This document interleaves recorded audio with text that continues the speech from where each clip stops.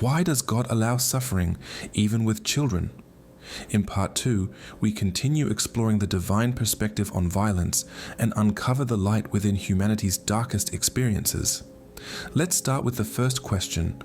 What is God doing while all of this is happening? So many of us human beings feel helpless and wish we could change something. Doesn't God feel the same? What we would say is, what are you doing? Because we are you. What is the collective doing? Are they coming together? Are they living in love and harmony? Or are they judging? Are they in fear? Are they in separation? It's easy to say that God in the sky is just watching, doing nothing, and he has all the power that we don't. Okay, say you have this belief that we hold all the power, but you believe you have 0.001% power. Our question is, as a collective, what are you doing with the 0.001% of your power? What are you doing with it? It's a question worth asking. Contemplate on it. 'Cause we are you. We flow through you. This realm was created through human beings, through their vessels. You create this realm, and then you experience separation, and you don't like separation. And now you forgot that you can actually move away from separation into oneness. You have the power to do that as a collective. But again, how does it start? By blaming another? 'Cause when we say as a collective, everyone suddenly feels like, oh, it's never going to happen. The collective will never come together as one unit. And so there's nothing I can do. Let's go back to feeling helpless. No, you are part of the collective. And when a few people are solid in their light, they outweigh millions of people that are not in their light. That is the power of light. It doesn't hold the same power or intensity that shadow holds. And so instead of looking at it as there's so many people who are in the shadow, and they don't want to focus on the light, they don't want to come together. What we would say is rephrase the question and ask, how many people are solid in their light? Really, truly solid in their light. They know that they're divine. They know that we flow through them, and they're aware that creation comes through them. And the reversal from separation into oneness can only happen through this light shining. How many people are aware without any delusion? And are you one of them? That should be your focus. Otherwise, why do you exist as a separate physical entity in this realm? How can we humans hold a similar perspective to that of God? God seems to be unmoved by anything and everything. Again, when you understand that everything here and everything that happens to you is for you, even experiences of contrast are for you. When we view what's happening in this realm, we don't view it as, oh, we made a mistake. Oh, we need to reverse things. We view it as everything is working in the favor of everyone that exists, of all of creation, and of us. There's continuous expansion, continuous light emerging out of this contrast. And so we view it from the perspective of, there are no mistakes. Since everything is working in our favor, your favor. So once you're able to hold the perspective that everything that takes place in this realm, whether it's an experience of expansion or contrast, is for you and for all of humanity, then there'll be less judgment, more neutrality as a byproduct. It's all about your ability to see clearly. The way Divine speaks about these complex issues of violence can sound emotionless. We understand, but a lot of times when we share our perspective, you feel like, how come we feel sad? We feel pain. We feel all these feelings that come from pain and trauma and suffering. And you don't understand Divine. We are you. We understand you more than anybody else does. It's not that we don't hold the perspective of your emotions. We understand it. We created your toolkit. We understand your emotional body. We understand your mental body. But we know that that is not the ultimate truth. It's like, for example, you see 3 different glasses, and all of them have water with some paint and debris.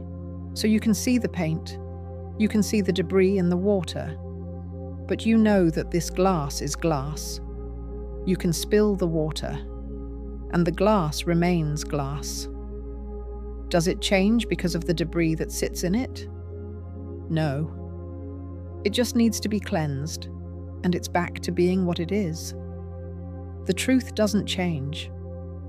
So it doesn't mean that you don't see it, or you don't understand that it's debris, or you don't understand that it's painful, as an example. But you don't start saying that this glass is not glass, that it is the source of all pain and suffering, or that it's not doing anything to cleanse the debris inside it. Children, who are meant to be more aligned than adults, victims of violence, why are they not protected? And isn't their light, or let's say alignment to their light, sufficient to keep them from suffering? So, if shining in your light is enough, how come kids are affected by the misalignment of others? Because you're not separate.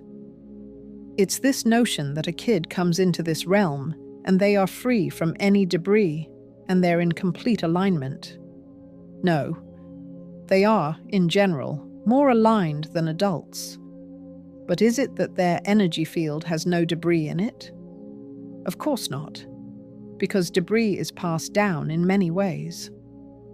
First of all, you come into this realm with an orchestrated amount of contrast that you need to experience, because you're in a realm of duality, and it's, you can say, part of the orchestration.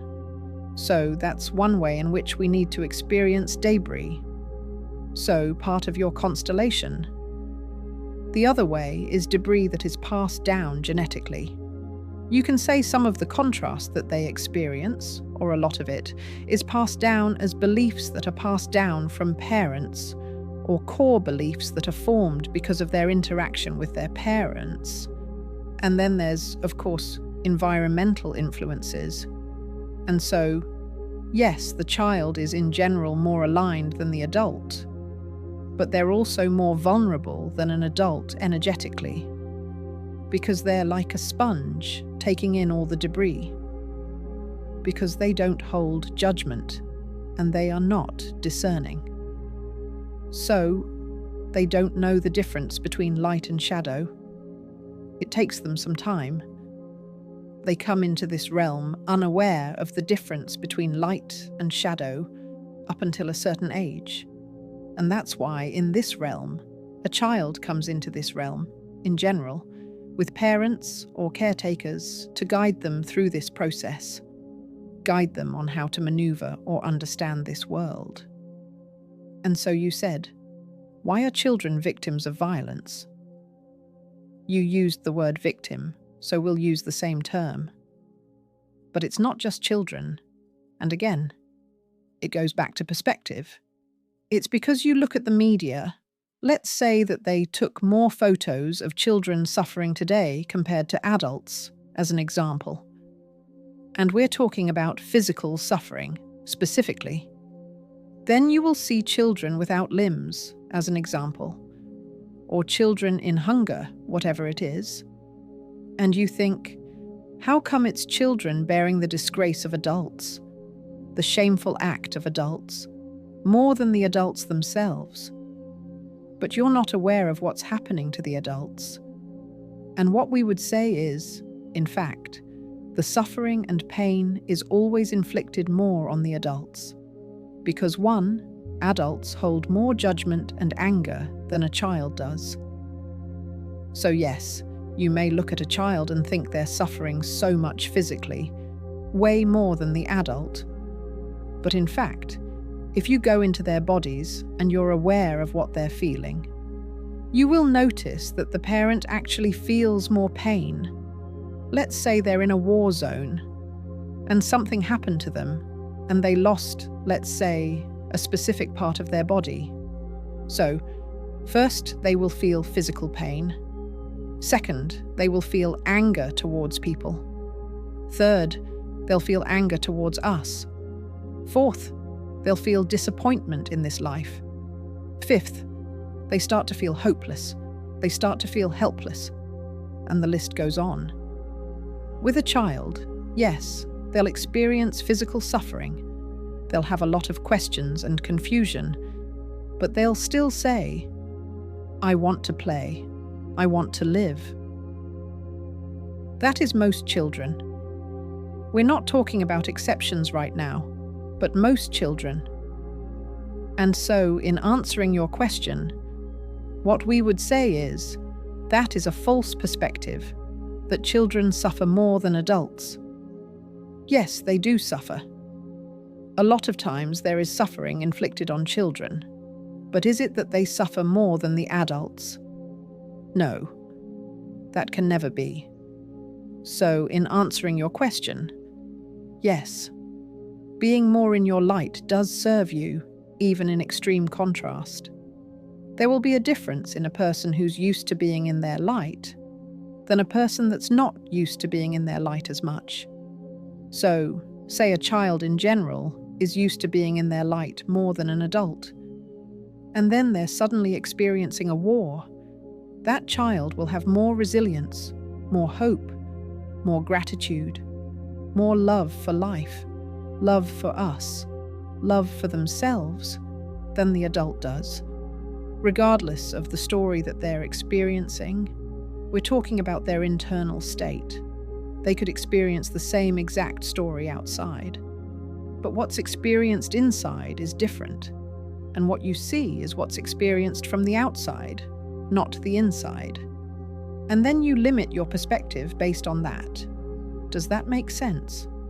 So, that is our answer. Of course, there's a lot more to say, but for now, this is sufficient. This conversation is far from over. In the next part, we'll continue exploring the divine perspective and uncover new layers of understanding about violence and human experience. Come from divine source energy, channeled through divine consciousness, a capacity available to all. They are voiced with AI, so the focus remains on the message, not the messenger, and are divinely guided rather than personal ideas. The purpose of this channel is to expand perspective, inspire new systems rooted in love and oneness, and help humanity shift away from fear and control. When we say divine, we refer to the ultimate source of creation. Divine speaks, using the pronouns we, us, and our, for it is one with all that is, not separate from you or me. If this message resonates, share your thoughts in the comments and subscribe to receive new weekly channeled sessions.